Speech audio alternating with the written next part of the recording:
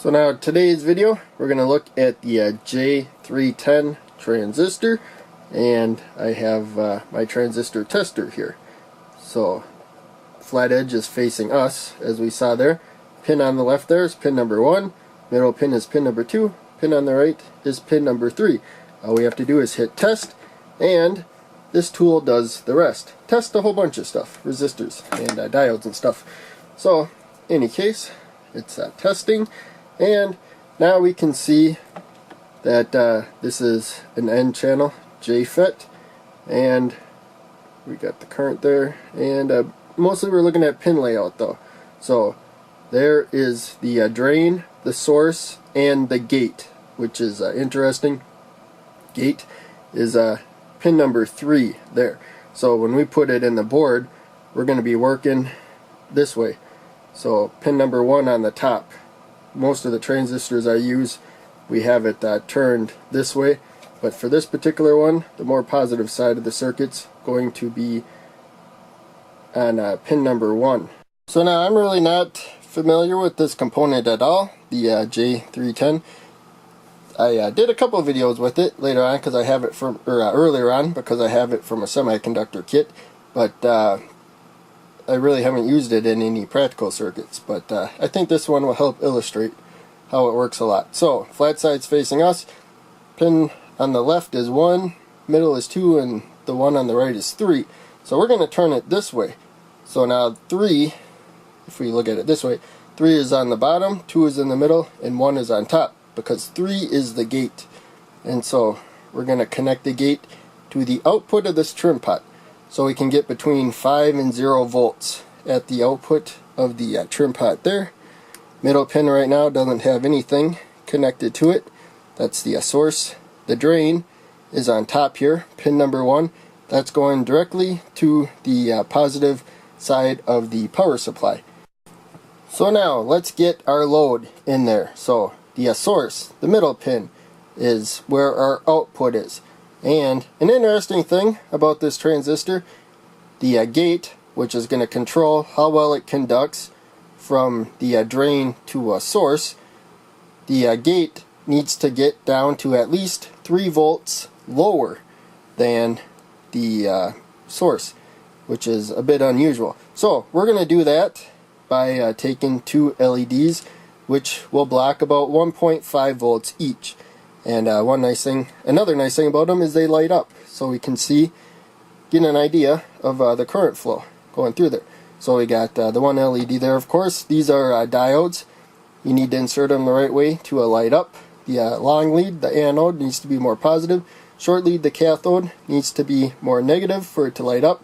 If you put it in backwards, it just blocks a lot more voltage.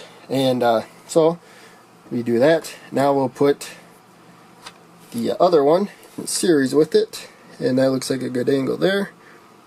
And we do the same thing. Short lead, cathode, towards the more negative side of the circuit. Long lead, the anode, towards the more positive side of the circuit. There we go. And we need to protect these LEDs. They'll get the full volt of the power supply when it's fully conducting. And so we're going to take a 5 volt power supply. We're going to take a 180 ohm resistor, which is a safe minimum value resistor to use, and there we go, about the minimum you want to use, about 180 ohms. But there you can see it goes from the source there over to this side of the board, and then back to the power rail. So now we're pretty much ready to demonstrate this circuit, but before we do, let's actually remove the trim pot from here. So I'm just going to kind of lever it up, hold it to make sure it doesn't go flying. There we go. And it sticks into this board pretty well. Board holds it pretty well. So we just removed the trim pot from the gate, which is what controls how well it conducts. And you can see right now the LEDs are on, and it's conducting right now. So this normally conducts. This is a depletion device. So it starts off conducting. The signal at the gate actually takes away its conduction. It doesn't add to it. So let's snap that in. Doesn't really want to go in. There we go. And Now we're in solid. So we're about halfway there. So we can go down to negative, and now you see that the LEDs turn off. We can go all the way up to positive on this, the way that we have it wired up right now. And I shorted it out earlier. That's one reason why I had the transistor tester. And I had it wired differently, and I shorted it out when I went all the way to positive. But with this setup we can, because we got positive there, positive there. The path to negative has a resistor and 2 LEDs to limit the current. So in any case, if we get to about this point where they start getting dim, this is probably about 3 volts more negative than what the output is. So probably about negative 3 volts at the gate there. We can get the multimeter and test that out. So let's actually do that now. But when the gate gets more negative than the source by enough, that's when it starts cutting down how well it conducts.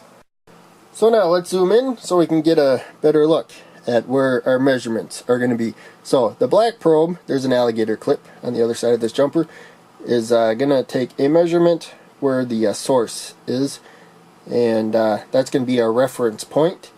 The red probe right here, we're going to put to the gate. That's where we're making our adjustment in voltage to control the conduction of this component. And so this will be the voltage difference in relationship to this jumper, which will be the black jumper for this one and the red jumper for that one. So now they are clipped there, and of course they come to the meter. So we got the red probe at the voltage and black probe at COM. So that's really our 0 volt reference point, and this is the voltage difference from that point. And 20 volts or less, we're dealing with a 5 volt power supply. But there you can see right now the gate is about 3 volts more negative than the source. If I turn it more towards positive, raise the voltage there, so now you can see the voltage dropping on the meter. So we're getting close to the voltage at the source there, and you can see the LEDs are coming on. And so that's what they're saying when you're reading about transistors, where the control, the gate in this case, needs to be more negative than, in this case, the source. So now I'm using 2 LEDs. Normally in these circuits where I'm testing out a component, I just use 1 LED. So let's look at the problem with that in this circuit. We'll yank out one of the LEDs and complete the circuit with the resistor there. And ideally you would turn off the power before you do this, but I wanted to show what's going on. So now we have the same circuit, just 1 LED instead of 2 series LEDs.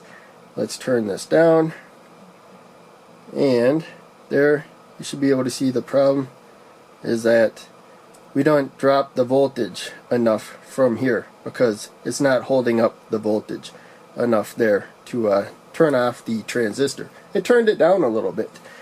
Let's yank this out completely and put the resistor directly to the negative rail.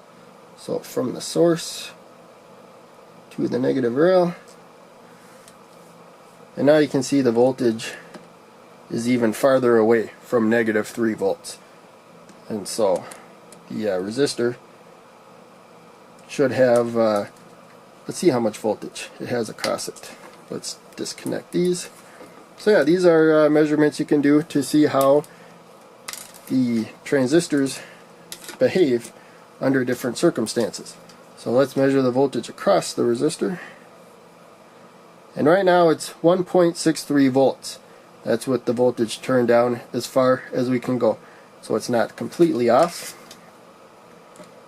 Let's turn it up. Let's just go right to halfway. Now you can see there's more voltage across the resistor because we're given less of a negative signal to the gate. in comparison to the source. And let's turn it up all the way. We should have the full 5 volts of the power supply, minus maybe just a little bit of loss with the transistor. And there we go, we got 4.27 volts. And actually, a better measurement would be current at the output, due in this case to the resistor. So I went a little too far. We want the 20 milliamps or less. That'll be sufficient. And we have the red probe in the milliamp spot. So let's turn that on, and we're measuring in milliamps for the current. So first, let's just do the resistor, and I'm going to try to shut the transistor off as much as I can. So we're going to put it down to 0 volts there, and I think we had, what was it, like only about 1 volt I think less at the gate than the source, and so the transistor wouldn't be off in that case. But there you can see we have about 9 milliamps of current now flowing out of the output, the source, and the resistor. So let's take in one of the LEDs and see how much. Remember, this is set to turn the transistor off as much as we can. So ideally the current would be 0, but with just the resistor it didn't raise the voltage at the source enough. So now we have a lot less current, 2.67 milliamps, but remember there's a 1.5 volt drop with the LED. So now let's put the second LED in.